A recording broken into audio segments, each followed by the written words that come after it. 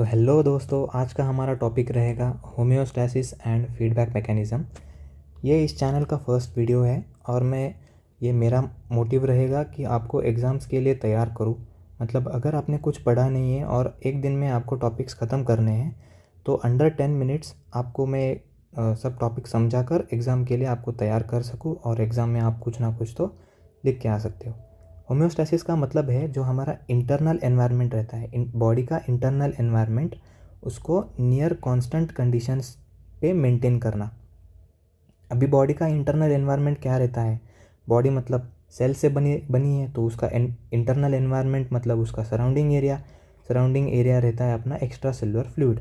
Extra cellular fluid को cloud Bernard ने milieu interior भी बोला था, एक टर्म कॉइन किया था, उसको आप याद रख सकते हो।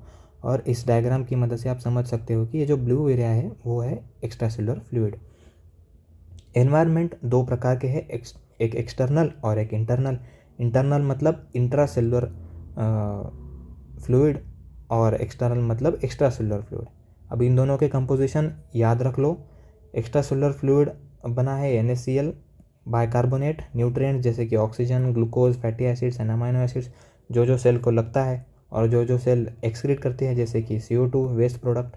Internal structure internal cellular fluid जो कंपोजिशन याद कैसे रख सकते हो कि जो सेल का स्ट्रक्चरल जिस चीज़ से सेल बना है, जैसे कि पोटेशियम नर्व सेल्स में रहता है, फॉस्फेट बोन सेल में रहता है। अब ये होम्योस्टैसिस है, फ्री में तो कांस्टेंट मेंटेन नहीं होगा, इसको करने के लिए कोई तो चाहिए।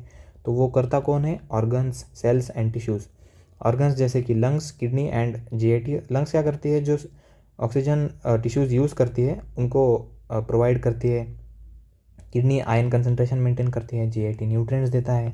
अगर ये होम्योस्टैसिस डिसरप्ट हुआ, ये कांस्टेंट कंडीशन मेंटेन नहीं हुई, तो इसको हम बोलते हैं डिजीज़। और ये अगर लॉन्गर ड्यूरेशन तक रहा तो डेथ हो जा सकती है। इसको एग्जाम्पल देके समझ सकते हैं कि पोटेशियम अगर कम हुआ तो पैरालिसिस होगा, कैल्शियम अगर कम हुआ तो टिटेनस होगा। फीडबैक मैकेनिज्म क्या है? फीडबैक मैकेनिज्म वो कंट्रोल सिस्टम है अपनी बॉडी का जो होम्योस्टैसिस को डिसरप्ट होने से प्रिवेंट करती है। अभी फीडबैक मैकेनिज्म दो तरह की होती है, negative feedback and positive feedback. Negative feedback most common रहती है पॉजिटिव फीडबैक से। नेगेटिव फीडबैक मतलब, नेगेटिव इसका नाम क्यों है? क्योंकि ये उस चीज़ मतलब अगर कोई चीज़ बढ़ रही है तो उसको कम कर देती है और अगर कोई चीज़ कम हो रही हो तो उसको बढ़ा देती है। फॉर एग्जांपल CO2 अगर हमारे बॉडी में ज़्यादा हुआ तो ये ब्रेन अपनी सेंस कर लेती है और अपनी लंग्स को हाइपर वेंटिलेशन करने के लिए बोलती है। हाइपर वेंटिलेशन की वजह से बॉडी में CO2 कम हो जाती है।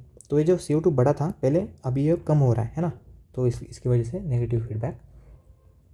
और इसका और एक एग्जांपल है BP। इसमें एक टर्म आता है गेन करके। Gain shows effectiveness of a system. Gain का फॉर्मूला है करेक्शन अपॉन एरर। गेन क्या है ये हम इस एग्जांपल की मदद से समझ सकते हैं।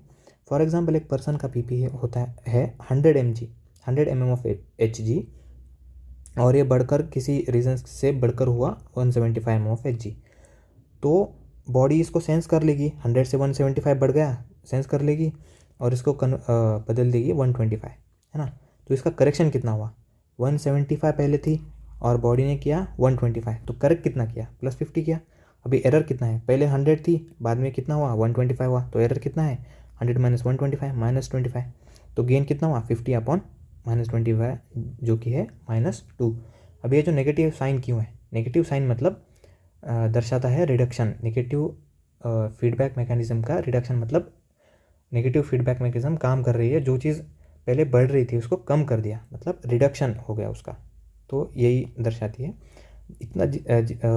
जितना ज़्यादा इसका नंबर उतना इसका इफेक्टिवनेस।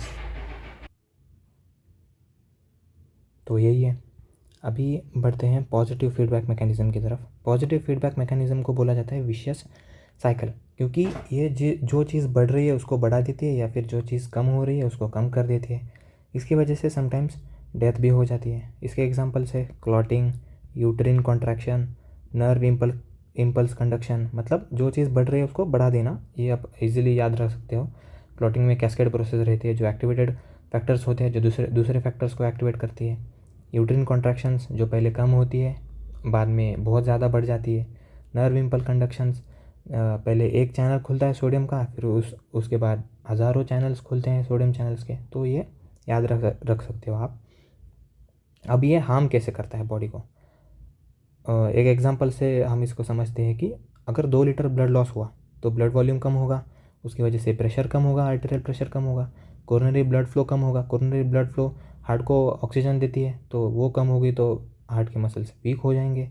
हार्ट मसल्स वीक हो जाएंगे तो वो बीटिंग करना कम कर देंगे, और इसकी वजह से वो फर्दर ब्लड फ्लो कम होगा, और ये साइकिल चलता जाएगा अंटिल डेथ। अभी कुछ कॉम्प्लेक्स फीडबैक मैकेनिज्म्स भी बॉडी में है, जैसे कि एडेप्टिव कंट्रोल। ये एक तरह का डिलेड नेगेटिव फीडबैक मैकेनिज्म होता है। इसको बोला जाता है फीड फॉरवर्ड मैकेनिज्म। ब्रेन में एक मैकेनिज्म होता है फीड फॉरवर्ड मैकेनिज्म। ये इम्परफेक्ट, अगर एक मूवमेंट हम परफॉर्म कर रहे हो और वो इम्परफेक्ट हुआ, तो सेंसरी नर्व्स ब्रेन को सिग्नल पहुंचाती है कि ये जो मूवमेंट है रॉन्ग परफॉर्म हुआ है, और जो रॉन्ग मूवमेंट है ब्रेन को चला जाता है कि ये मूवमेंट रॉन्ग हुआ है। तो अगले मूवमेंट में ब्रेन उसको करेक्ट करने की कोशिश करता है। तो ये एक तरह का डिलेड हुआ, मतलब एक मूवमेंट और दूसरे मूवमेंट करने में टाइम तो लगेगा, है ना। तो डिलेड नेगेटिव फीडबैक मैकेनिज्म है। तो यही था अपना homeostasis and feedback mechanism. All the best.